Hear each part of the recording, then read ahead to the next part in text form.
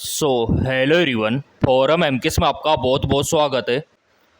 NEET 2024 वालों के लिए सुप्रीम कोर्ट की तरफ से सोने पे सुहागा जैसी खुशखबरी यहाँ पे रहने वाली है, क्योंकि यहाँ पर जैसा आप चाह रहे थे सुप्रीम कोर्ट का फैसला आपके पक्ष में रहने वाला है। ये देखिए, पहली बार सरकार कोर्ट ने माना पेपर लीक। ये बहुत ही ज़्यादा पॉजिटिव फैक्टर है मेरे प्रिय विद्यार्थियों के लिए, जो चाह रहे थे कि दोबारा से एग्ज़ाम होना चाहिए, रीनीट होना चाहिए उनके लिए। और दूसरा पॉजिटिव फैक्टर यहाँ पर भी आप देख सकते हो, केंद्र सरकार की ओर से सॉलिसिटर जनरल तुषार मेहता पटना में एक जगह पर हुआ था, जहाँ पर लाभार्थी की जो पहचान है उनका रिजल्ट रोक दिया गया है और साबित हो चुका है कि यहाँ पर पेपर लीक हुआ है। और ये पूरा आप देख सकते हो सुप्रीम कोर्ट का फैसला। जैसा कि आपको पता है कि कल यानी कि 8 जुलाई को सुप्रीम कोर्ट में काफ़ी ज़्यादा यहाँ पर आपका जो है रीनीट को लेके, पेपर लीक को लेके मामला चला था। और कल अगर आपने 2-3 घंटे का लाइव नहीं देखा है तो कोई दिक्कत नहीं, पूरा निचोड़ यहाँ पे आ चुका है सुप्रीम कोर्ट का। तो ये वीडियो देख लिया तो पूरा नॉलेज आपको मिल जाएगा सुप्रीम कोर्ट के आदेश का। तो चलिए देख लेते हैं सुप्रीम कोर्ट में कल क्या क्या हुआ, किसने क्या बोला, तो उनका क्या आंसर था, सब कुछ यहाँ पर देख लेते हैं। क्या ये नीट क्लीन है, सुप्रीम कोर्ट ने पूछा।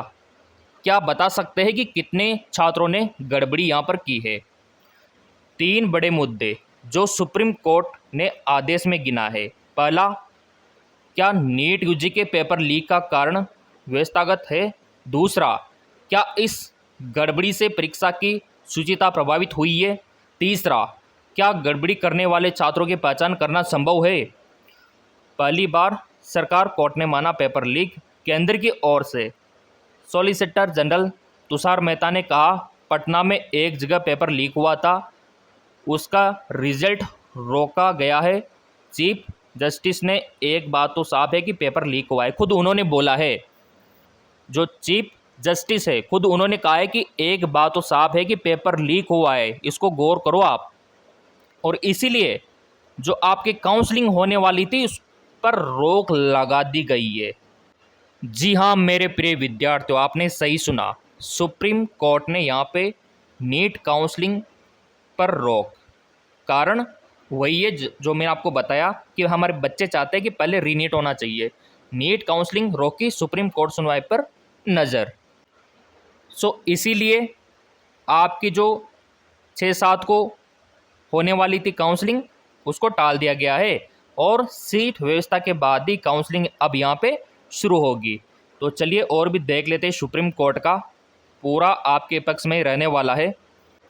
यहाँ पर हमने इसको देख लिया था, इस वाले को भी देख लिया था। अब एनटीए को आदेश, बताए लीक कैसे हुआ। सुप्रीम कोर्ट ने एनटीए को आदेश दिया कि बुधवार तक हमको बताना है कि पहली बार पेपर लीक ये हुआ कैसे, किस तरह लीक हुआ है। तो अब देखो सुप्रीम कोर्ट का दबाव बन चुका है एनटीए के ऊपर। पहले एनटीए मनमानी कर रहा था, हमने बहुत ज़्यादा ज्ञापन सौंपे, काफ़ी बड़े बड़े टीचरों ने भी वहाँ पे जाके ज्ञापन सौंपे, लेकिन एनटीए नहीं मान रहा था। अब तो सुप्रीम कोर्ट ने आदेश जारी कर दिया कि आपको बताना है कि ये सब कैसे हुआ। तो ये भी एक पॉजिटिव फैक्टर है। अगला, नीट पेपर लीक तो हुआ है, यदि सोशल मीडिया पर हुआ है तो रद्द करने पर सोचना चाहिए। ये लो, पूरा फैसला आपके पक्ष में। मैंने आपको पहले ही बताया था कि सुप्रीम कोर्ट विद्यार्थियों के पक्ष में रहेगा, विद्यार्थियों के साथ अन्याय बिल्कुल नहीं होने देगा। और भी चलो यहाँ पर देख लेते हैं। कोर्ट रूम लाइव, पेपर 4 मई को टेलीग्राम पर लीक हुआ, वीडियो है इसका। और ये रहा जो भी कल सुप्रीम कोर्ट में हुआ था, ये पूरा यहाँ पर आप देख सकते हो। पेपर लीक और गड़बड़ी के कारण नीट यूजी रद्द करने से जुड़ी 38 याचिकाओं पर सुप्रीम कोर्ट में सोमवार को सुनवाई हुई है। चीफ जस्टिस डीवाई चंद्रचूड़ की अध्यक्षता वाली पीठ ने परीक्षा में सामने आ रही गड़बड़ियों को लेकर एनटीए से कई तीखे सवाल पूछे, क्योंकि बच्चों का तो एनटीए सुनता नहीं है, टीचरों का तो एनटीए सुनता नहीं है। अब सुप्रीम कोर्ट की तो सुननी पड़ेगी एनटीए को। 2.5 घंटे चली सुनवाई के अंत में कोर्ट ने कहा है कि एक बात तो साफ है कि नीट का पेपर लीक हुआ है। कल आपको पता है कि 2.5 घंटे डिबेट चला था और यहाँ पर फाइनली उन्होंने यही बोला था कि नीट का पेपर तो लीक हुआ है। मगर इस लीक की पहुँच कितनी व्यापक थी यह देखना होगा। अगर पेपर सोशल मीडिया पर लीक हुआ है तो इसे रद्द करने पर विचार करना चाहिए। कोर्ट ने, यहाँ पे गौर कीजिए आप, कोर्ट ने इस संदर्भ में एनटी और केंद्र सरकार से 10 जुलाई तक जवाब मांगा है। यानी कि केंद्र सरकार को भी टारगेट कर लिया इस बार तो, और 10 जुलाई तक जवाब देना होगा केंद्र सरकार को और एनटीए को। वही कोर्ट ने सीबीआई से भी पेपर लीक मामले को स्टेटस रिपोर्ट मांगी है। मामले की अगली सुनवाई 11 जुलाई को होगी। सुप्रीम कोर्ट में दोपहर 2 बजे सुनवाई शुरू होने पर याचिकाकर्ताओं की ओर से वरिष्ठ वकील नरेंद्र हड्डा ने कहा है कि हम नीट यूजी को रद्द करने की मांग कर रहे हैं।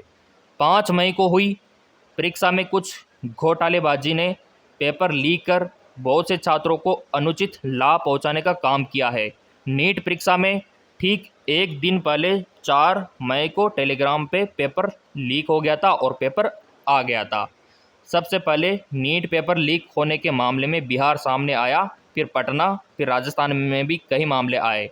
नीट के 67 उम्मीदवारों ने 720 में से 720 अंक प्राप्त किए हैं, जो कि पॉसिबल नहीं है, और 6 छात्र सेंटर के, ये मतलब एक ही सेंटर के 6 छात्र, तो ये मतलब जाहिर से बात है कि कुछ ना कुछ तो गड़बड़ है।